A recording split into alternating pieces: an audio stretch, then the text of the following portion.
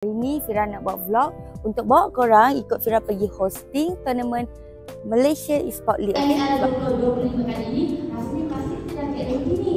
Driver yang mewakili Malaysia. Ini merupakan bilik kat mana Fira akan rest sementara tunggu next hosting. And first thing yang akan datang dekat fikiran Fira bila lapar, of course lah, Maggi Hot Cup goreng asli. Toskan air panas. Bau dia je dah boleh buat makin lapar. Dengan aroma bawang and kicap autentik dia, memang macam ni.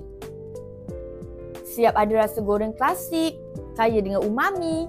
So, senang cerita memang cukup rasa and wajib untuk semua gamers. Wow! Guys, it's a wrap. Macam ni lah daily life Fira as a host event. Okay? So kalau korang nak tengok lagi vlog next, kena tunggu. Nantilah time Fira rajin. Okay? So kita jumpa lagi. Bye!